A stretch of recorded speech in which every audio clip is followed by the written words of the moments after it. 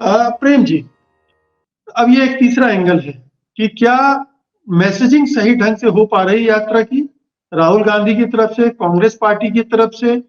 और ये जो हेडलाइन मैनेजमेंट करके राहुल गांधी की यात्रा को परिदृश्य से गायब करने की एक रणनीति थी बीजेपी की, मोदी शाह की, जो जिस भी स्टेट में पहुंचते थे, एक कोई दल बदल करवा देना, कभी मिलिंद देवड़ा को इधर से उधर करवा देना, कभी नीतीश कुमार पाला बदलने, ये जो लगातार उन्होंने खेल रचा, उसने क्या राहुल गांधी की यात्रा को गायब करने में एक भूमिका निभाई? मुकेश जी, देखिए, अब तक जो बातचीत में दो तीन बातें आई हैं उसको हम चिन्हित करते हुए कि ठीक है, संजीव जी ने कहा कि मॉरल डाउन है। ये भी फैक्ट है। हिमाचल की भी घटना से मॉरल डाउन होगा, निश्चित रूप से होगा।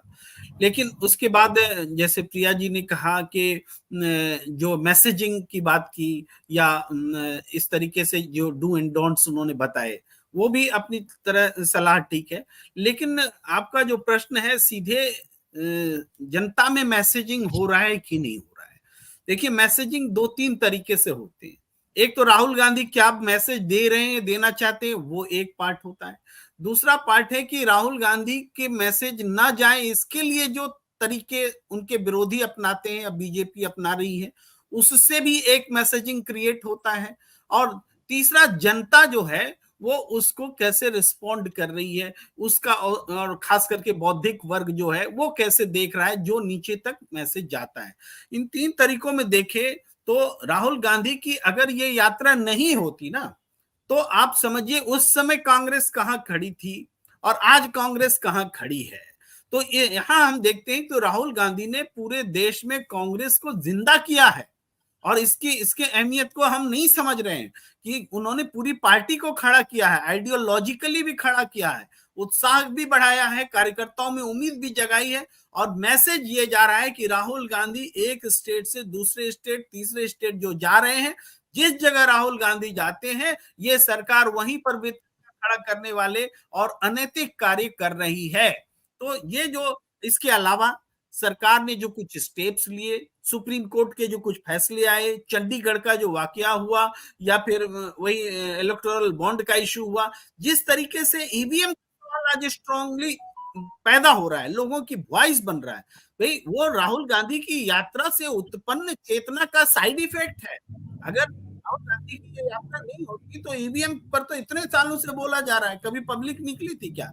लेकिन आज पब्लिक लाखों की तादाद में अलग अलग शहरों में ईवीएम के खिलाफ बोल रही है, सोशल मीडिया में ईवीएम के खिलाफ आवाज उठ रही है। तो ये जो क्रिएट हो रहा है, इवन मान लीजिए किसान आंदोलन है, ठीक है अभी ठंडा हो गया, लेकिन किसान आंदोलन पर जो बर्बरता हुई है, उस बर्बरता का मैसेजिंग क्या नहीं है? और ये भी मैसेजिंग राहुल गांधी की यात्रा के कारण इंटेंसिफाई हुआ है, बढ़ा है। यानी राहुल गांधी की यात्रा को सिर्फ वो जिन जगहों से जा रहे हैं वहां उदासीनता है कि उत्साह है, सिर्फ इतने से जोड़कर नहीं देखा जा सकता। राहुल गांधी की यात्रा का इम्पैक्ट टीवी पर भी है और नहीं दिखाने पर भी है, दिखाने पर भी है, दोनों मैं बता रहा हूं। राहुल गांधी की यात्रा आप नहीं दिखा रहे हैं, इसका भी इम्पैक्ट है, और जो दिखा रहे हैं उसका भी है। सोशल मीडिया पर जो दिख रहा है, जो भीड़ आ रही है, उससे आप देखिए राहुल, जब आज तेजस्वी की यात्रा में जो इतनी भीड़ हो रही है, इतना उत्साह दिख रहा है, रात रात भर में जो लोग आ रहे हैं, ये भी तो राहुल गांधी की यात्रा का इम्पैक्ट है।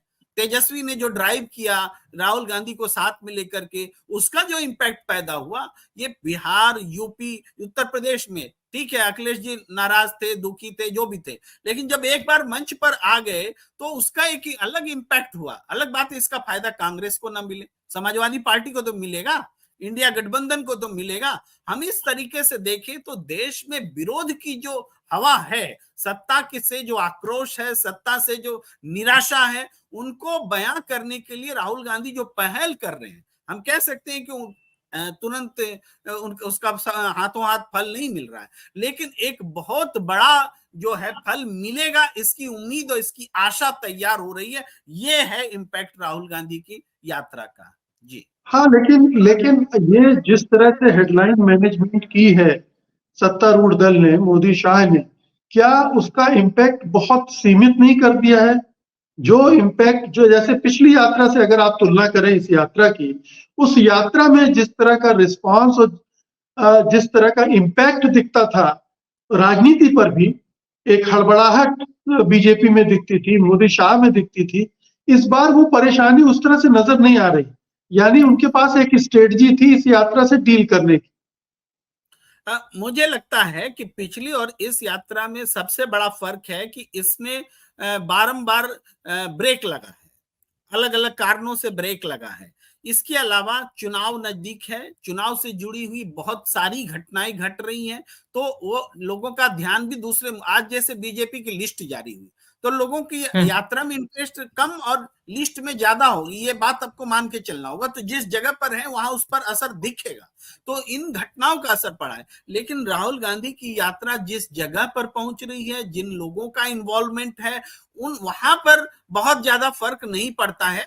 लेकिन ओवरऑल जो है, निश्चित रूप से अगर सिर्फ यही यात्रा होती, वो चुनाव का समय नहीं होता, तो इसका इंपैक्ट और भी ज्यादा होता है। यही कारण है, आप देखिए असम जब तक उत्तर प्रदेश तक आई है, यानी बिहार तक तो कम से कम राहुल गांधी की यात्रा का बहुत अच्छा इंपैक्ट दिखा, उत्तर प्रदेश में भी दिखा, थोड़ा कम हुआ अलग अलग इलाकों में, और अब फिर एक गैप के बाद में शुरू हो रहा है, तो इसका असर। लेकिन राजस्थान में ठीक ठाक इंपैक्ट दिखा है, अब मध्य प्रदेश में शुरुआत हो रही है, आगे हम देखते हैं कि आगे क्या होने वाला है। इस तरीके से हम देख रहे हैं जी। सत्य हिंदी का ऐप डाउनलोड करें गूगल प्ले स्टोर पर।